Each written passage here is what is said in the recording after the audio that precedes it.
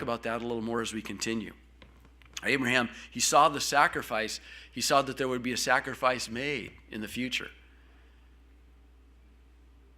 And that took place, remember, when he offered his son Isaac as a sacrifice, where Isaac was replaced by the ram, by the sacrifice provided by God.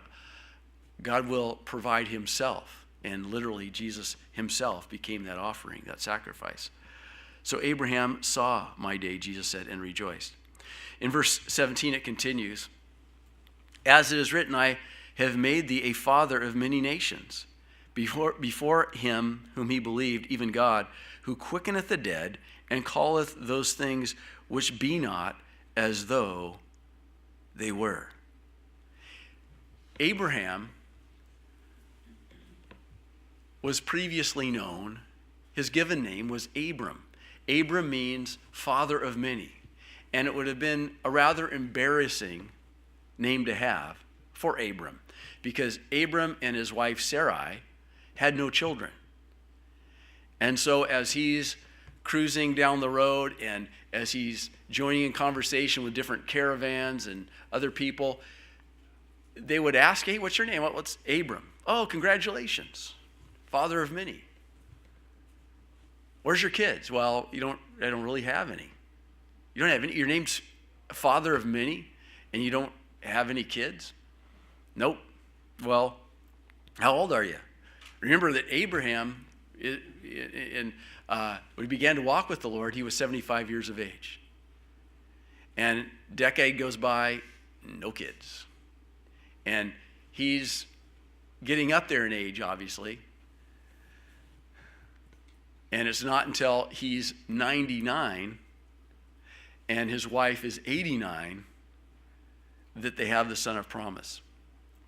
Now, a year before that, or actually several years before that, 13 years before that, they have a son, whereby Sarah says, hey, listen, Abraham, just take my handmaid, have relations with her, have a child, and that child will be our heir. They did that. They tried that. Make a long story short, didn't work. God didn't recognize the work of the flesh. God didn't recognize that offering, so to speak.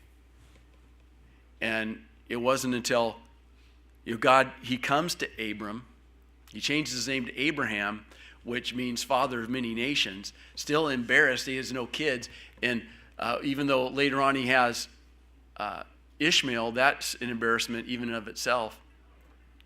And the Lord came, if you remember the story in Genesis, where God comes to Abraham and he tells him, after he's got this kid around, kind of a rotten guy, kind of rotten kid, Ishmael, just basically a loser. He's been around for 13 years. And then God comes to him and says, listen, you're going to have a son. You remember that Old Testament theophany, an Old Testament appearance of Jesus Christ. The Lord comes to the tent of Abraham, speaks to him face to face, tells him that it's not Ishmael. You and Sarah are going to have a son, and it will be through Sarah that you'll have a son. And he is going to be the seed. And it's through him. You see, all nations will be blessed through Abraham, and it would actually be through the son of promise, Isaac, that the seed would continue all the way down to Christ. But as Abraham is listening to the Lord speak to him, Sarah is spying, and she's eavesdropping. And when she hears that she's going to have a kid when she's 90 years of age, she starts laughing. And the Lord calls her on it. And he says, Abraham, you know, your wife is laughing over there. She laughed. And, oh, wait a minute, I didn't laugh, Sarah says. No, you laughed.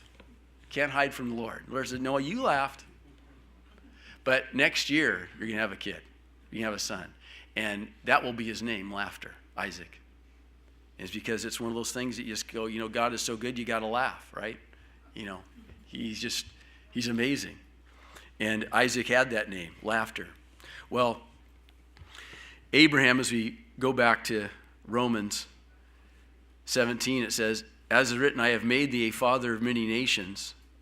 And Abraham believed that by faith, even before, he had any children. Before him whom he'd believed, even God, who quickeneth, he makes alive the dead, and calleth those things which be not as though they were. So speaking of Abraham's body, Sarah's body, reproductively, they were dead. They were as good as dead. 99 years of age, 89 years of age for Sarah. There's just no possible way, humanly speaking. God waited until it was impossible so that he might get all the glory, all of the credit. And this is a symbol of resurrection. God is able to take that which is dead and make it alive. He can bring life out of that which is dead. Abraham is a sign. He's a symbol. He's a foreshadowing of that. And God can call you righteous. You can call me righteous on that basis. Calleth those things which be not as though they were. And it's actually on the basis of the finished work of Christ, as I mentioned previously, that he does call us righteous. But even though I am not righteous, he calls me that because he knows that which is true of me in the future, and that which Christ has done for me, judicially speaking, and that which Christ has done for you. And so he's able to call you righteous, even though you're not perfect, even though there are imperfections and flaws. It's just as it was with Abraham.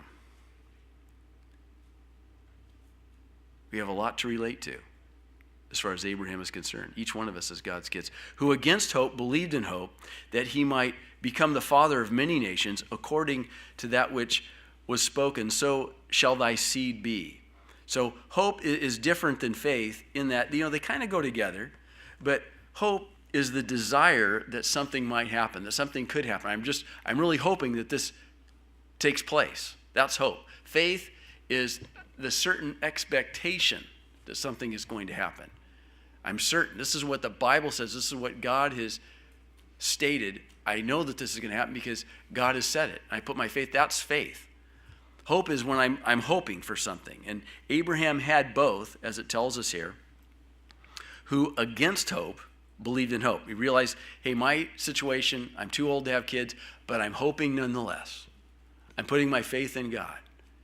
And you can have faith and yet have a staggering faith. Abraham's faith was not perfect. And our faith in God is not always perfect. Abraham, there was a faltering in his faith. There were doubts. But there was always hope. There was always faith. Even though it was limited or it wasn't perfect, it always was there nonetheless. And the same thing is